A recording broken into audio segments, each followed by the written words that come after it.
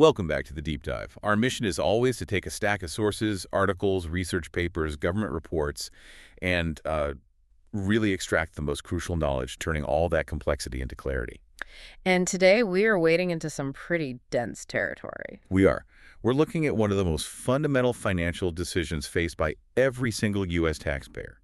How do you reduce your taxable income? It sounds like it should be simple math, right? But as soon as you open up the tax code, you realize well, it's anything but. We're looking specifically at that great annual strategic choice. Do you opt for the fixed, simplified path, that's the standard deduction, or do you dive deep into the receipts and the record keeping with itemized deductions? Exactly. Our mission today is to unpack the rules, to analyze the massive seismic shift caused by the Tax Cuts and Jobs Act of 2017, the TCJA. A huge change. A huge change. And crucially, to break down exactly which specific expenses actually qualify for that intricate itemizing process. We want to give you, the listener, the knowledge to understand why you're making the choice you make every April. And this choice is paramount because it really determines the final amount of tax you owe.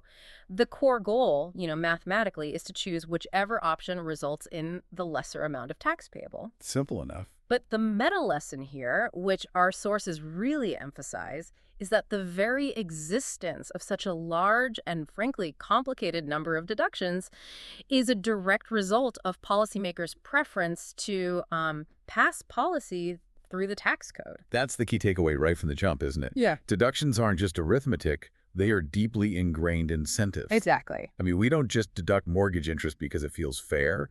We deduct it because, historically, the government wanted to incentivize home ownership. And charitable deductions because we want to incentivize private philanthropy. Right. But the TCJA completely changed the cost-benefit analysis for millions and millions of people when it was enacted. It absolutely did. And understanding that policy context is really key to understanding your current tax situation. So I think we should start with the fixed, simplified path that most taxpayers now take. Okay, let's do it. Let's unpack this, starting with the standard deduction, which for a lot of people means their taxes are now, a one-page form and a quick calculation. A huge simplification. So the standard deduction, if you don't have enough expenses to make itemizing worthwhile, or you just want to avoid the administrative headache, this is your friend. Define it for us. What is it exactly, and how does it function in practice? So the standard deduction is a fixed dollar amount that taxpayers who choose not to itemize subtract directly from their income. Okay. This number is applied to your gross income, and after other adjustments are made, it reduces your adjusted gross income, or AGI. And AGI is a crucial number. We're going to be saying that a lot. Before we go further, we should probably define it because it's going to come up constantly. That's a great point. Yeah, AGI is the baseline for almost every deduction limit we're going to discuss today. So what is it? Think of AGI as your total income. So wages, interest, dividends, business income minus specific above-the-line adjustments. Above the line. Right. These are deductions you can take before you even get to the choice between your itemized or standard deduction. What are some examples? Things like contributions to traditional retirement plans like an IRA, maybe student loan interest payments, or alimony payments for agreements before 2018. So you subtract all that first. You subtract that first to get your AGI. Then from your AGI, you subtract either the standard deduction or the total of your itemized deductions. The number you're left with is your taxable income. And it's vital to note, this deduction only impacts your income tax. It doesn't affect other federal taxes, like payroll tax, which is calculated based on your total earnings, regardless of your standard deduction choice. Precisely. Now, eligibility is pretty wide, but it's not universal. It's available to U.S. citizens and resident aliens. Okay. However, non-resident aliens are generally not eligible to claim the standard deduction. But wait, I see that word generally. That word always suggests there's a specific exception, which our sources love to highlight.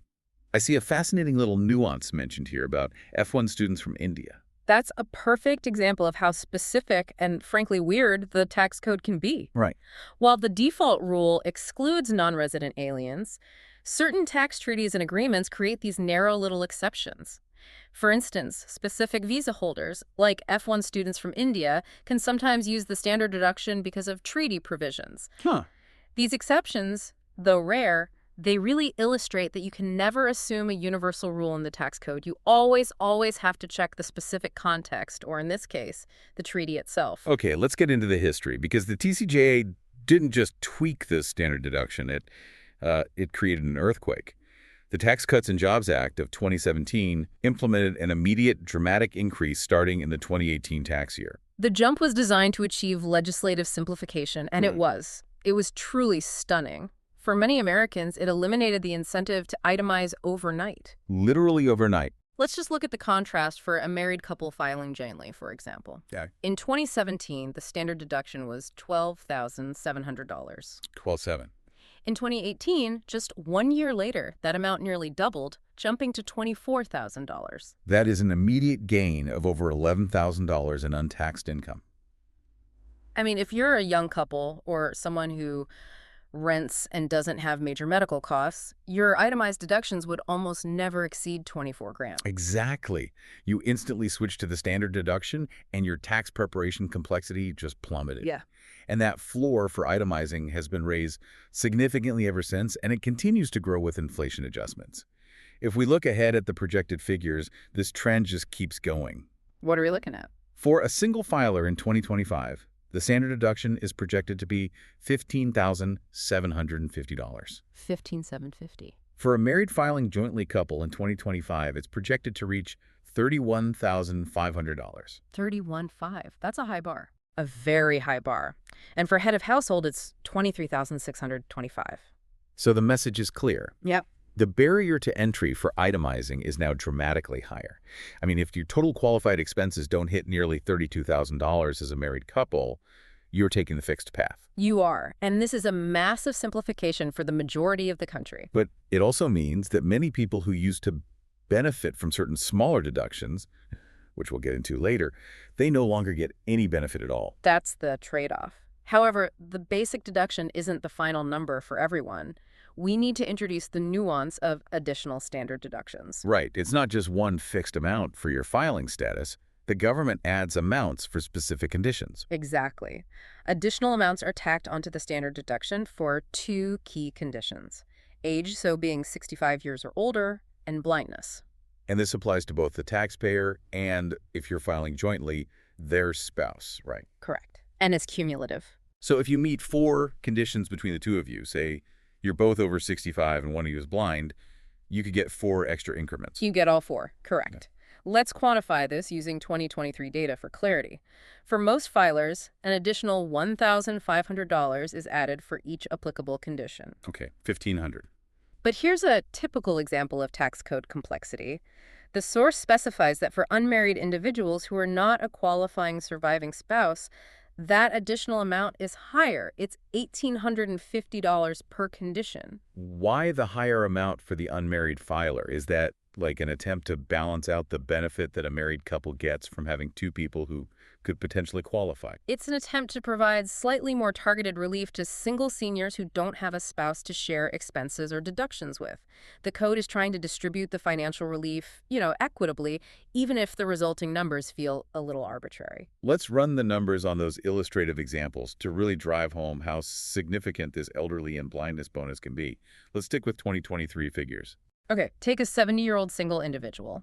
Their basic deduction was $13,850. $13,850. Because they're over 65 and single, they get to add that higher amount of $1,850. So plus $1,850. Which brings their total standard deduction to $15,700. That's a healthy, guaranteed deduction. It is. Now, for the married couple example, where the effect is compounded, let's say we have a couple filing jointly, ages 78 and 80, and one spouse is blind. Okay, so we start with their married filing jointly baseline, which was $27,700 in 2023. $27,700. Then we just count the conditions that are eligible for that $1,500 increment. The 78-year-old qualifies for one condition, age. Right. The 80-year-old qualifies for one condition, also age. And the couple gets an additional condition because one spouse is blind. So that's 3 conditions total. 3 conditions. So it's $27,700 plus 3 times $1,500. Which is another $4,500 in additional deduction. Right. That brings their grand total standard deduction up to a huge $32,200. Wow. This policy is a really clear example of the government passing direct financial assistance through the tax code to help specific, vulnerable demographics. It's predictable and very substantial assistance. Absolutely. Okay, before we leave the standard deduction, we have one more layer of complexity to peel back, and that involves dependents. Mm. Because if you're a parent claiming your child is a dependent and that child earns money, their standard deduction rules are highly specialized. They are. The dependent's deduction rules are designed to prevent the dependent from claiming that massive full single deduction when their actual income might be very limited. But you also want to give them some benefit if they do earn wages. Exactly. So the calculation is based on their earned income wages, salaries, tips, plus a certain fixed amount, which was $400 in 2023. So it starts with their earnings, but then it's subjected to these high and low limits. What are the caps? So the standard deduction for a dependent cannot exceed the basic standard deduction for a non-dependent single filer. That's the maximum. In 2023, that was $13,850. And there's a minimum, too. Right, and it cannot be less than a certain minimum, which was set at $1,250 in 2023. This tiered system is really essential to grasp because it covers every possible dependent earning scenario. Let's illustrate this using those 2023 figures. Okay, scenario one. A dependent who babysat a few times and only earned $200 all year. Okay. Their earned income plus $400 is only $600. But since the standard deduction cannot be less than the minimum, They get the minimum. they take the minimum, $1,250. The system guarantees them a floor. Okay, scenario two. A dependent earning a modest income, say a high schooler working a part-time job and earning $6,000. Here, the calculation applies. $6,000 plus $400 equals $6,400. $6,400. Since this amount is above the minimum and far below the maximum, they take the calculated amount of $6,400. So simple enough. And the final scenario, designed to enforce that cap. A high-earning dependent, maybe a college student with a lucrative internship, making $18,000. Their calculated amount, $18,000 plus $400, would be $18,400. But that's more than a regular single person gets. Exactly. It exceeds the maximum deduction for a single person in 2023, which was $13,850. Therefore, they are limited to the maximum of $13,850. The system makes sure that a dependent can't claim a deduction that's larger than a standard adult single filer. Correct. Okay, we've thoroughly established the baseline. Now, for the final distinction in this section, standard deduction versus the personal exemption. It's an old point of confusion that the TCJA sort of resolved by just getting rid of one of them. It did. The standard deduction is distinct from the personal exemption. Historically, the personal exemption was a deduction based on the number of people in the household. Right, you got one for yourself, your spouse, each kid. But as a key component of the TCJA, this exemption was set to $0 for tax years 2018 through 2025. So it's gone for now. It's gone for now. This change shifted even more significance onto the now doubled standard deduction, really reinforcing it as the primary fixed simplification mechanism. That sets the stage beautifully. We understand the fixed baseline and the strategy behind taking it. Now let's pivot to the complex side of the equation.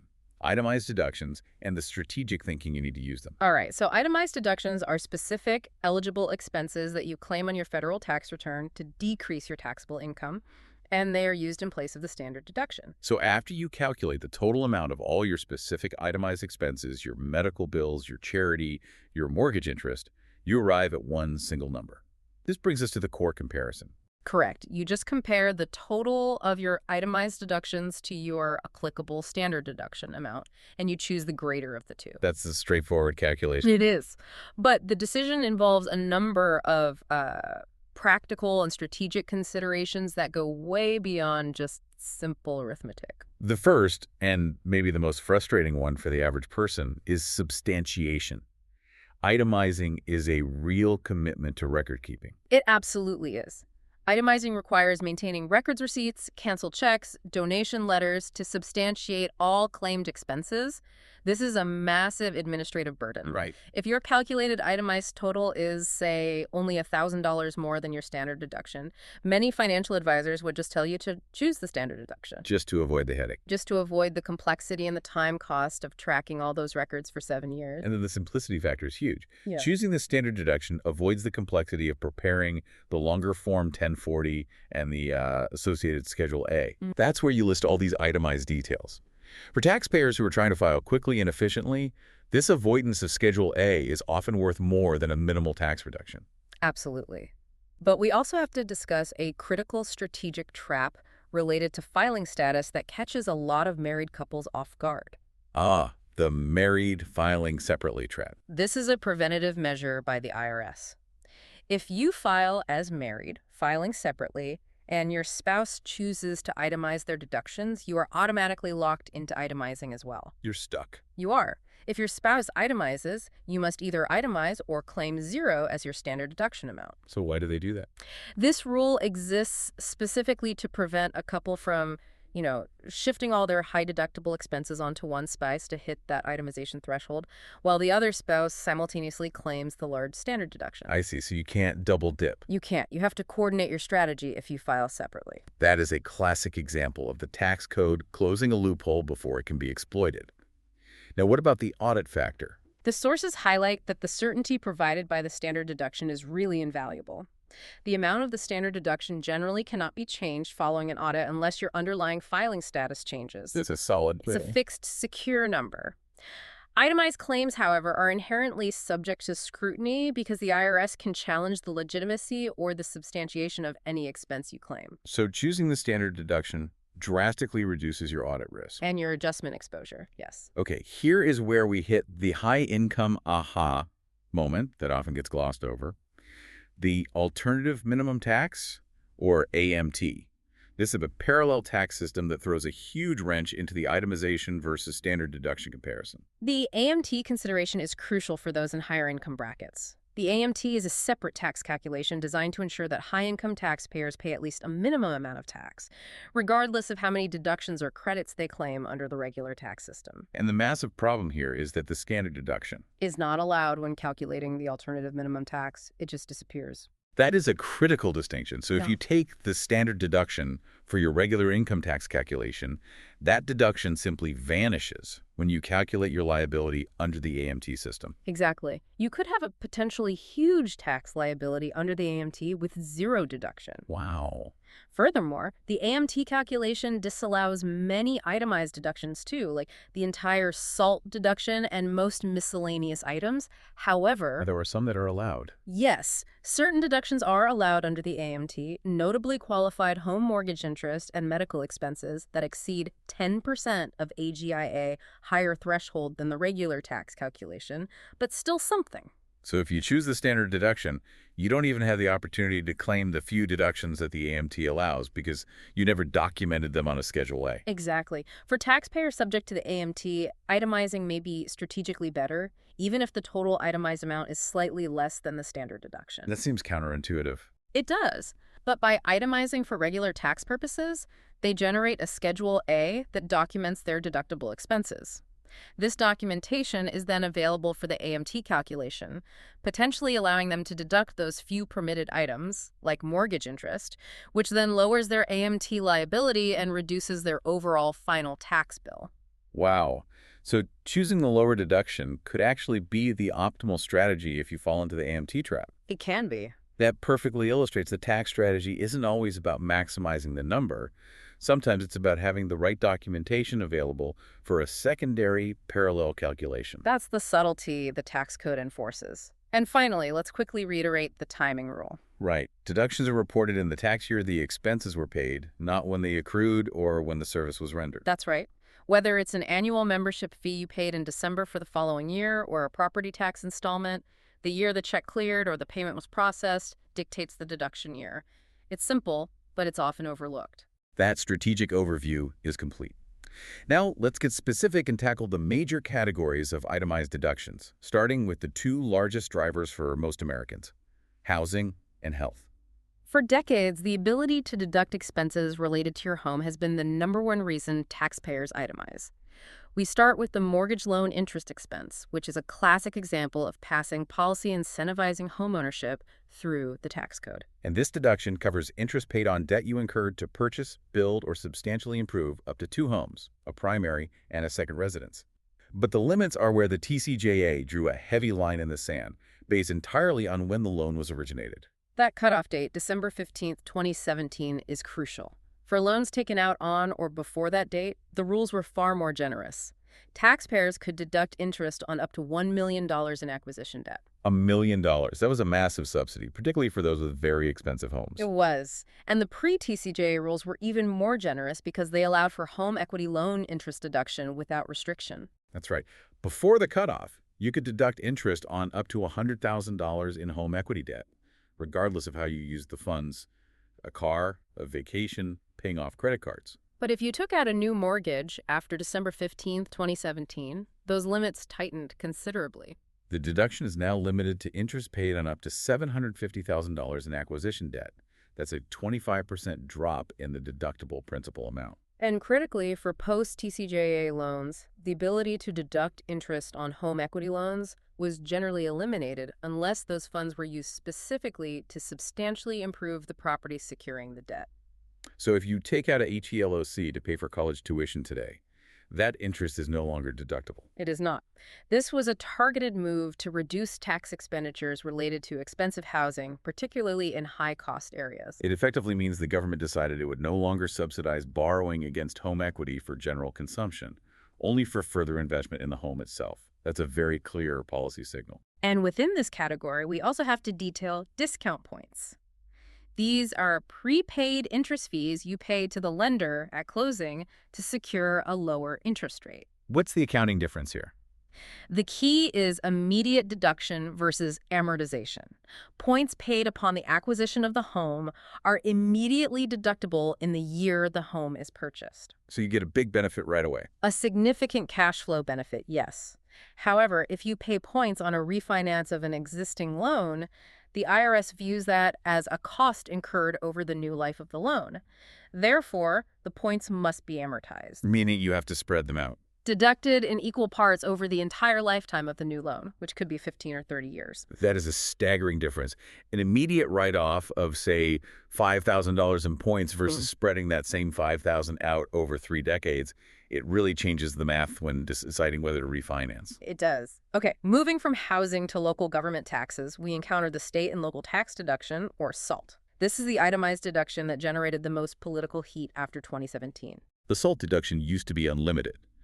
But post-TCJA, it faced a very, very significant restriction. This is the second major driver pushing people away from itemizing. Starting in tax year 2018, the entire sum of this category state and local taxes paid is capped at $10,000. Just $10,000. So if you're a high-income earner in California or New York, where your property taxes alone might exceed $10,000. This cap essentially eliminated the benefit of this deduction for you entirely. And does the source material suggest this was purely about revenue generation, or was there an element of targeting high tax, typically Democratic-leaning states, woven into the TCJA? The sources report that the cap was definitely seen as a means to fund other tax cuts in the bill. It generated significant revenue by restricting a benefit that was disproportionately used in high-tax states. Right. While politically charged, its immediate effect was to equalize the tax treatment of high-tax versus low-tax state residents in a way that had not occurred before. So what exactly goes into that $10,000 cap? It's composed of 2 parts. First, you can deduct your property taxes, which can include vehicle registration fees if those fees are assessed based on the vehicle's value.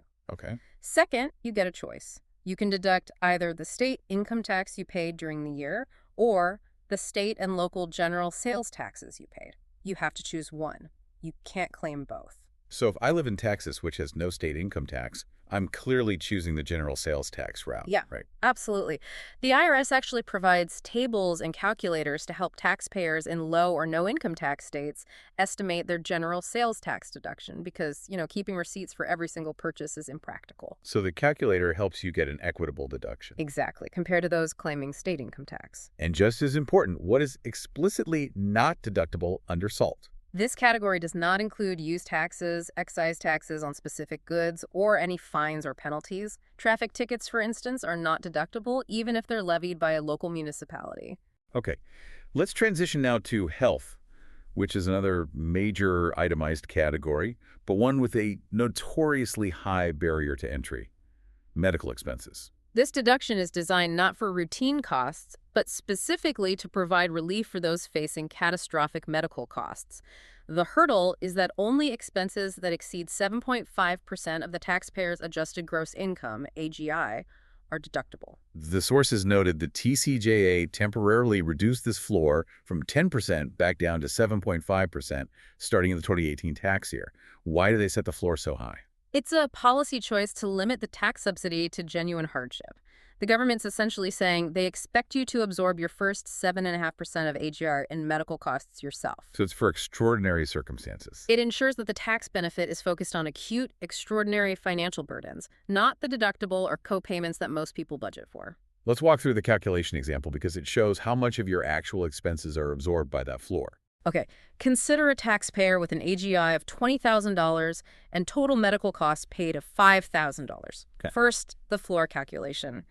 7.5% of $20,000 is $1,500. $1,500. That first $1,500 of expenses is entirely non-deductible. It just disappears. Therefore, the taxpayer can only deduct the amount that exceeds the floor. $5,000 minus $1,500, which leaves $3,500 as the actual deduction. And if their AGI were higher, say 100,000, 7.5% would be 7,500. If they only had 5,000 in bills, their deduction would be zero. Precisely. That's a stark illustration. Now, what specific expenses are allowable once you clear that high bar? The list is surprisingly comprehensive. It includes payments to a wide range of medical professionals: doctors, surgeons, dentists, chiropractors, psychologists, even home health care nurses and physical therapists. And prescriptions. Also covered are prescription drugs and insulin and necessary devices like wheelchairs, hearing aids, and prescription eyewear. And insurance premiums, but only if they're out-of-pocket post-tax payments. Exactly. And qualifying long-term care insurance premiums are also deductible, though the allowable amount is limited based on the taxpayer's age. We also shouldn't forget transportation costs. Right, mileage. The mileage accumulated for travel to and from treatment is deductible at a specific rate set by the IRS. But the real deep dive here is the rule regarding capital expenditures. This is one of those highly specific rules where the tax code acknowledges severe, long-term necessity. It's a fantastic nuance. Expenditures advised by a physician can be allowable if the expense is reasonable and the facility or equipment is used primarily by the patient. The examples are telling: installing a swimming pool specifically for therapeutic use for a degenerative disease. Or an elevator for heart disease. Exactly. Wait, you can deduct the cost of a pool or an elevator? How does that work without letting people just deduct general home improvements? You don't deduct the full cost. You only deduct the portion of the expense that exceeds the increase in the value of the property. Oh, I see. For example, if an elevator costs $20,000 to install, but it only increases the home's market value by $15,000, the remaining $5,000 is recognized as a necessary medical expense and is deductible, provided you clear that 7.5% AGI floor. So it's an adjustment recognizing the necessary accommodation over the property appreciation. That distinction is key. And to finish this section, what are the common items people assume are deductible but actually aren't? Over-the-counter drugs, unless they're prescribed. General health club memberships for general fitness. And cosmetic surgery, unless that surgery is restorative, like after an injury, or to correct a congenital anomaly. So there's a strict line between medical necessity and discretionary choices. A very strict line. That gives us a robust look at housing and health. Let's shift our focus to the moral and the accidental. Charitable giving and losses. Charitable contributions are highly incentivized by the government, a clear public policy objective. The deduction allows taxpayers to reduce their taxable income by supporting qualified organizations. What are the main limitations we need to be aware of here? The primary limits are based on your AGI, typically falling between 30 and 60% of AGI, depending on the recipient characterization. So public charities versus private foundations, things like that. Exactly. But the crucial rule is that the recipient must be a qualified entity. So we're talking churches, government entities, veterans organizations, registered 501c3 charities. Correct. You cannot deduct contributions to non-eligible recipients, which would include individuals, political campaigns, or political action committees, PACs. The money has to go to a tax-exempt entity that the IRS recognizes as serving a public benefit. Now let's talk about the non-cash donation rules, Yeah. goods or services. If I volunteer my time, which is valuable, can I deduct that? This is a common point of confusion. The Yeah. value of your donated services, your time, your labor, your professional skills cannot be deducted. So if you spend 100 hours doing pro bono accounting for a charity, you can't deduct the value of those hours. You cannot. But the expenses necessary to provide those services are deductible. Precisely. You can deduct reasonable expenses necessary to provide those services, like mileage driven to and from the site, the cost of special uniforms required for the volunteering, or maybe the cost of materials you purchased for the charity to use. And for non-cash gifts, like clothing or property, the substantiation rules kick in pretty fast. They do. If the non-cash donation is valued at more than $500, you need special substantiation on a separate form. And when you're valuing the goods, the rule is generally to deduct the lesser of the donor's cost or the current fair market value. So you can't buy a used jacket for $10 and then claim a $50 fair market value deduction. You cannot. Now, let's talk about the exception that high net worth individuals absolutely rely on: appreciated stock. This is a massive aha moment in charitable strategy. This is a textbook example of how the tax code incentivizes a specific type of giving.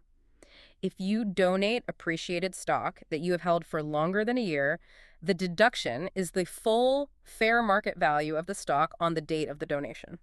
That's amazing on its own. You get a deduction based on the high current value, not your lower purchase price. But here is the massive tax benefit that is so often overlooked. The taxpayer completely avoids ever having to pay capital gains tax on the inherent gain. Right.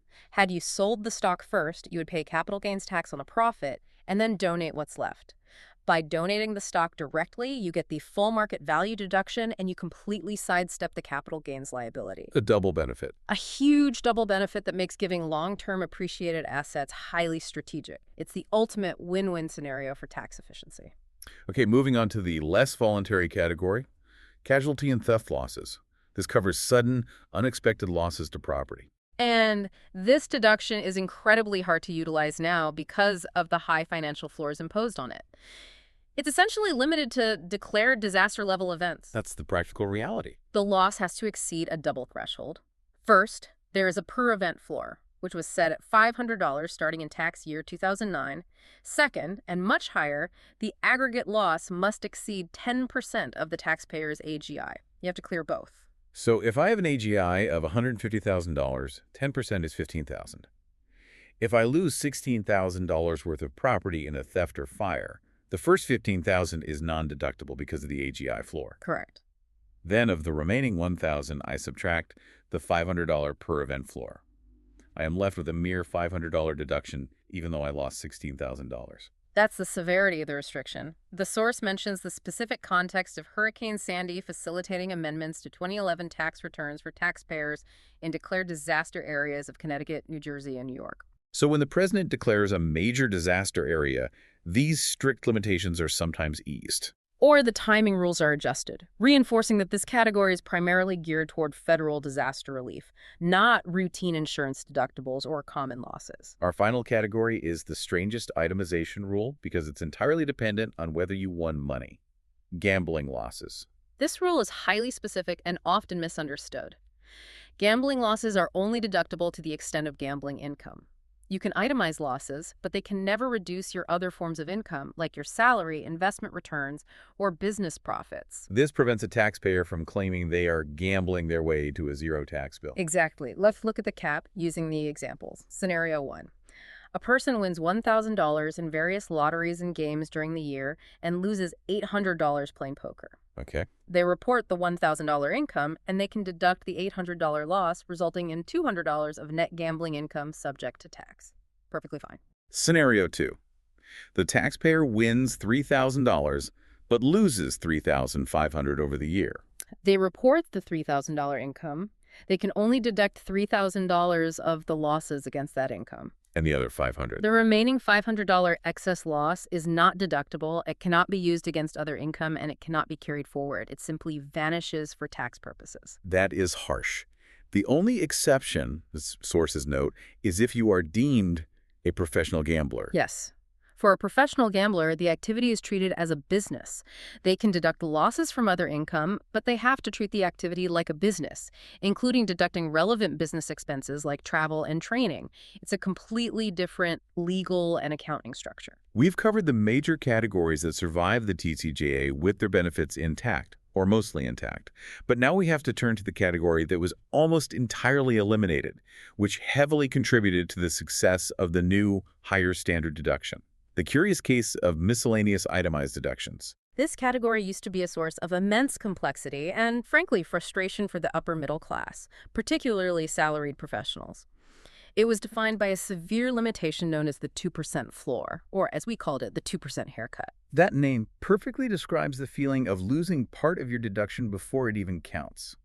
What exactly did the 2% haircut entail for tax years before 2018? It was a substantial hurdle. A taxpayer could only deduct the total amount of miscellaneous itemized deductions that exceeded 2% of their adjusted gross income, AGI. That initial 2% of AGI was the non-deductible floor, the haircut. Let's quantify the real cost of that floor using the provided example. A taxpayer has an AGI of $50,000 and $4,000 in miscellaneous itemized deductions. First, we calculate the floor. 2% of $50,000 is $1,000. $1,000. That $1,000 is non-deductible, wiped out immediately.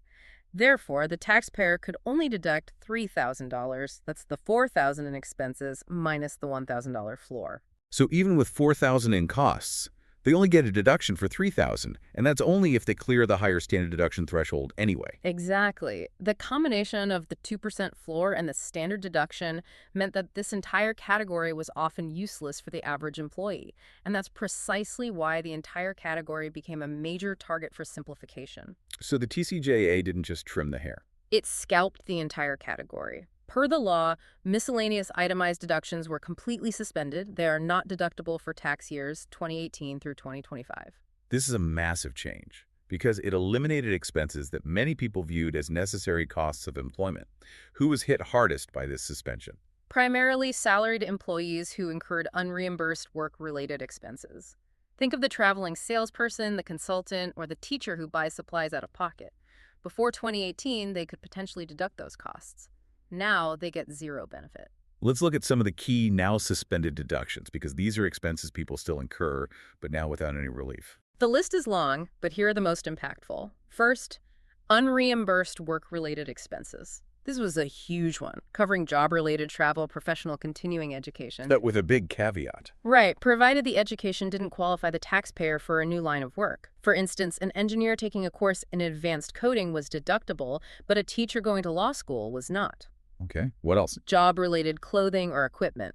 This covered necessary items like steel-toed boots, safety goggles, hard hats, and specific uniforms. But not a suit. The key distinction was that the uniform had to be unsuitable for social wear. Nurses' scrubs or police uniforms were deductible. A standard suit or office attire, even if required by the boss, was not. And a few others. Union dues were previously deductible in this category. Fees paid to tax preparers, books, or software used specifically to calculate taxes owed, and subscriptions to professional journals or periodicals directly related to one's job. That is a long list of legitimate business costs that, for 8 years, offers zero tax benefit to the employee. It really reinforces the TCJA's goal of pushing the vast majority of taxpayers out of itemizing and into the simplified standard deduction. That was the clear legislative intent. Trade complexity for certainty. Now, to add a final layer of esoteric nuance, the sources remind us that while the general category was suspended, there are 12 very specific deductions listed in the U.S. Code that were never subject to the 2% floor and were not suspended by the TCJA. Why were these 12 exceptions treated so specially? They are generally related to very specific non-employee business costs or adjustments. For instance, expenses of an impaired employee, the deduction for amortizable bond premiums, or certain costs related to generating rental income. So they were seen as more fundamental. They were considered fundamental adjustments to income rather than elective expenses, and they were left untouched, highlighting the surgical yet often arbitrary precision required when you're drafting major tax legislation. Okay, we've covered the mechanics, the numbers, and the specific items. Now let's zoom out and discuss the why, the legislative intent, and the massive policy implications of all these changes. As we've established, the U.S. tax code is a reflection of social engineering. Before 2017, the system often added complexity by trying to claw back deductions from the very highest earners. Right, we talked about the itemized deduction phase-outs, often referred to as the Pease limitations, that existed for tax years before 2017. Exactly. Pease limitations phased out itemized deductions for high-income taxpayers based on their AGI. But the TCJA eliminated these phase-outs and limitations entirely. That's interesting. It's fascinating. While the TCJA restricted deductions for the upper middle class through the high standard deduction, the SALT cap, and the miscellaneous suspension, it simultaneously removed the income-based restrictions on the remaining itemized deductions for the highest earners. So it created a cleaner, less complicated system for the very top earners, while restricting the ability of upper middle earners, particularly those in high-tax states, from even reaching the itemization threshold in the first place. That's the legislative outcome. It reinforces the core observation that the U.S. has such a complicated system because policymakers prefer to pass policy through the tax code. Every deduction is a deliberate choice to provide an incentive. We see that so clearly with the incentives for homeownership through mortgage interest and the encouragement of charitable giving. These are public policy goals achieved by sacrificing tax revenue. But the TCJA dramatically shifted the field with what we're calling its grand bargain. It was a trade-off aimed squarely at simplification. The combination of the dramatically higher standard deduction, the hard $10,000 SALT cap, and the suspension of the miscellaneous deductions led to a critical mass. The result is that significantly fewer taxpayers are now itemizing, the vast majority, in fact. For taxpayers with average expenses, filing taxes became vastly simpler because they could take the high standard deduction and avoid Schedule A entirely. The simplification was real for the majority of Americans. But this bargain came at a cost that was concentrated on two groups. Right. High-tax state residents who lost the vast majority of their state and local tax deductions, and salaried professionals who lost the ability to deduct unreimbursed business expenses. The tax landscape became flatter, but the pain was concentrated on those groups who previously relied on those specific deductions. And finally, a reminder on timing before we conclude. Deductions are always reported in the tax year the expenses were paid. A simple but critical detail. Whether it's that annual membership fee or a property tax installment, the payment date dictates the deduction year. If you prepaid your January 2025 property taxes in December 2024, you claim them on your 2024 return. That brings us to the end of our deep dive into the standard versus itemized choice. What's the final synthesis for you, the learner? I think the most important takeaway is that your annual tax choice is not just an arbitrary calculation. It is a profound strategic decision dictated by federal policy. The TCJA made the standard deduction the default for most, but understanding the intricate rules of itemization remains crucial for those with high expenses in housing, health, or charity. And for anyone who might fall into that alternative minimum tax calculation, Especially then. it's the difference between taking the wide, fast highway and navigating the complex but sometimes rewarding back roads. The highway is now much wider. But we can't forget that many of these itemized deduction rules, including the high standard deduction amount, the SALT cap, and the suspension of the miscellaneous deductions, have sunset provisions. They are. They're set to expire at the end of 2025. Which leads to our provocative thought for you, the listener. If the suspension of the miscellaneous deductions expires in 2025, how might a future Congress use these expiring levers to rewrite the economic landscape again? Think about the implications. If Congress simply lets the current rules expire, the 2% haircut instantly returns, making all those unreimbursed business expenses matter again. And if they let the $10,000 SALT cap expire, what happens to property values and state budgets in high-tax areas? Will they see a sudden cash infusion from high earners moving back to the itemizing column? What public policy objectives might they try to achieve by adjusting just one of these figures? Will they prioritize simplification again, or will they use the tax code to re-incentivize specific behaviors that have been dormant since 2017? Maybe by lowering the AGI floor for medical expenses or restoring a larger home mortgage deduction? This choice is far more than a line on your 1040. It's a direct barometer of U.S. legislative priorities. It really is. Thank you for joining us for this deep dive into decoding the tax deduction choice. We'll see you next time.